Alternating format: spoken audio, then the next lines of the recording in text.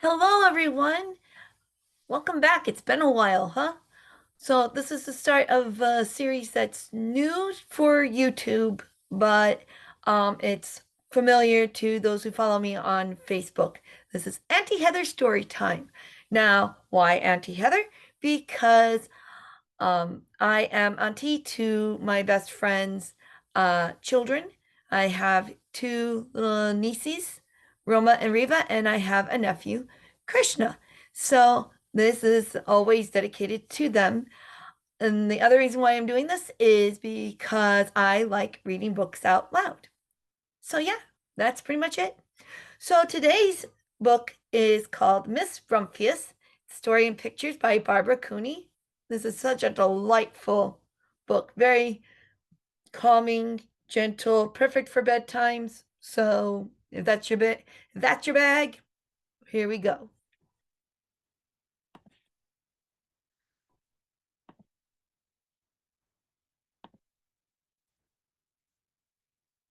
Oops, sorry. Here we go. Ha!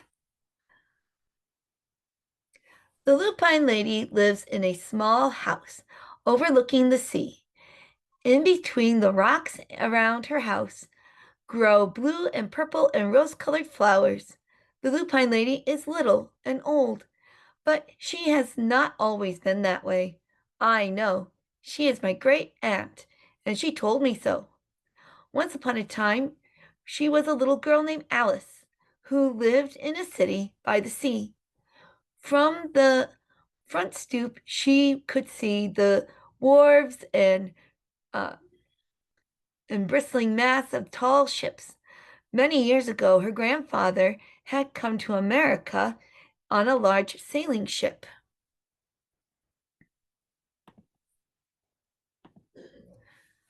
Now he worked in the shop at the bottom of the house, making figureheads for the prows of ships and carving Indians out of wood to put in front of cigar stores.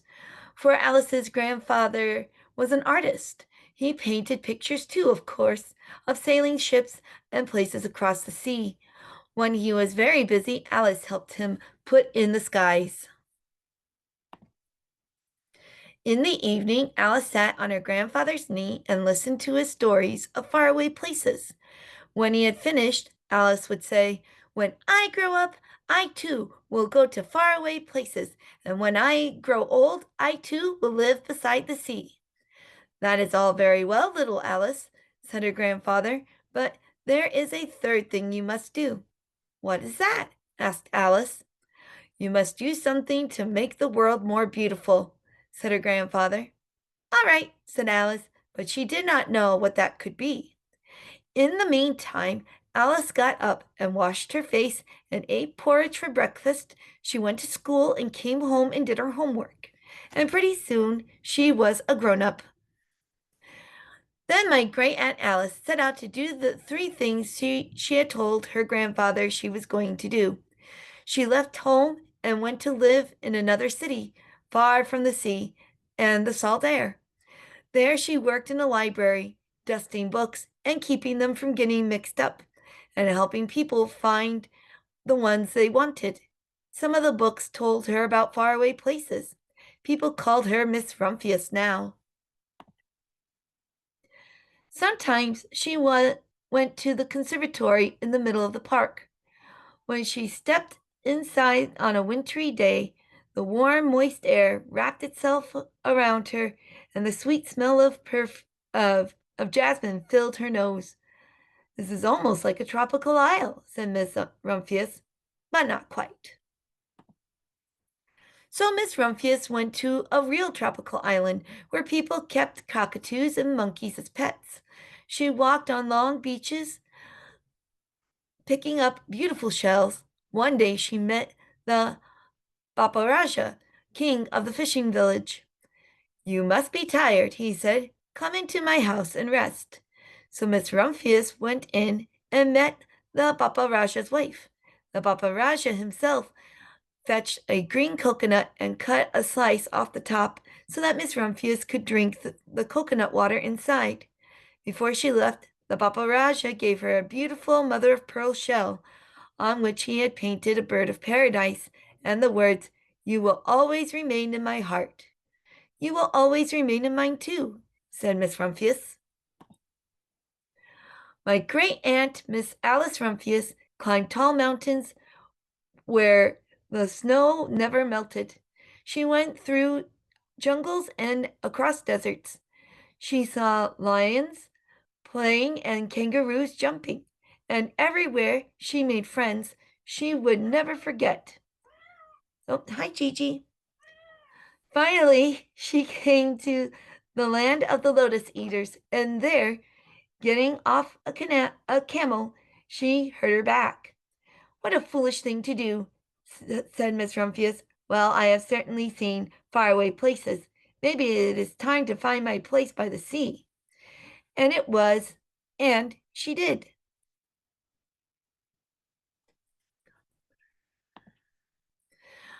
From the porch of her new home, Miss Rumphius watched the sun come up. She watched it cross the heavens and sparkle on the water, and she saw it set in glory in the evening. She started a little garden among the rocks that surrounded her house, and she planted a few flower seeds in the stony ground. Mr. Rumphius was almost perfectly happy.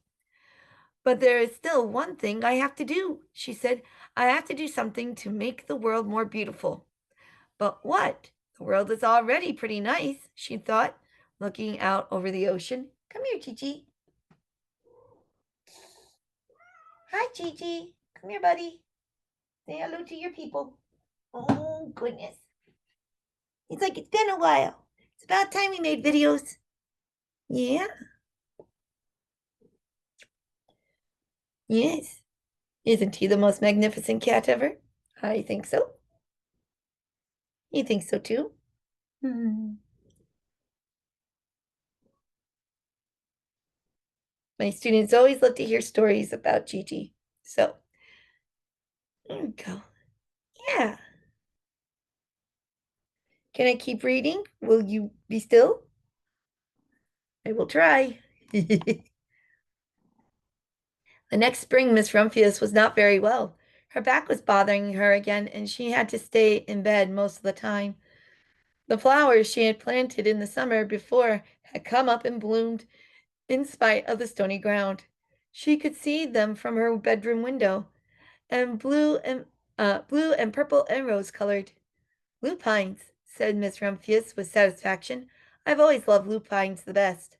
I wish I could plant more seeds this summer so that I could have still more flowers next year. But she was not able to. After a hard winter, spring came, and Miss Rumphius was feeling much better. Now she could take walks again. One afternoon, she started to go up and over the hill where she had not been in a long time. I don't believe my eyes, she cried when she got to the top. From there on the other side of the hill was a large patch of blue and purple and rose-colored flowers, lupines. It was the wind, she said as she knelt in delight. It was the wind that brought the seeds from my garden here, and the birds must have helped. Then Miss Rumphius had a wonderful idea.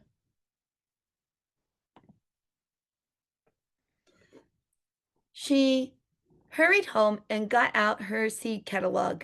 She sent off to the very best seed house for 5 bushels of lupine seed.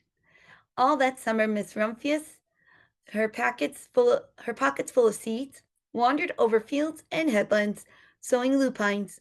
She scattered seeds all along the highways and down the country lanes.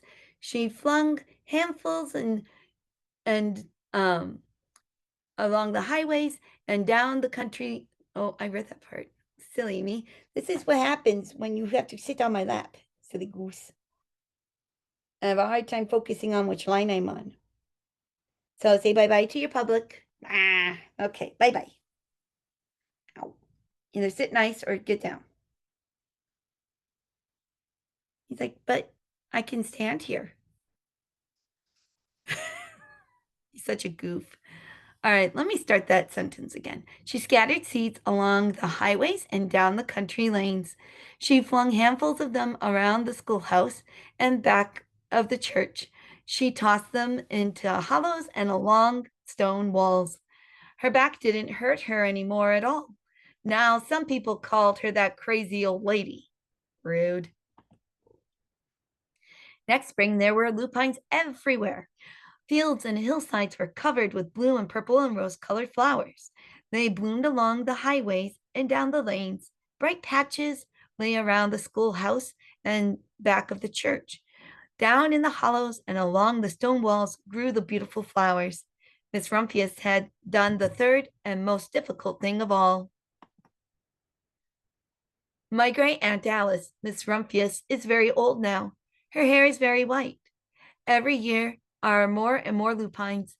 Now they call her the Lupine Lady. Sometimes my friends stand with me outside her gate, curious to see the old lady who planted the field of lupines. When she invites us in, they come slowly. They think she is the oldest woman in the world. Often she tells us stories of faraway places. When I grow up, I tell her, I too will go to faraway places and come home to live by the sea. That is all very well, little Alice, said my aunt, but there is a third thing you must do. What is that? I asked. You must do something to make the world more beautiful. All right, I say, but I do not know what that can be. Isn't that a lovely story? It's just so calming. I love that. So, what are you going to do today to make the world more beautiful? Maybe you can draw pictures, or maybe you can clean up an area. This is the time for the spring cleaning, y'all. Maybe you can plant flowers. Maybe you can do something I haven't thought of yet. But I'm sure whatever it is, it's going to be beautiful. So, Roma, Riva, Krishna, Auntie Heather loves you very much. Auntie Heather loves the rest of you too. Click like and subscribe to see more videos like this, and I shall see you next time. Take care, everybody. Bye-bye.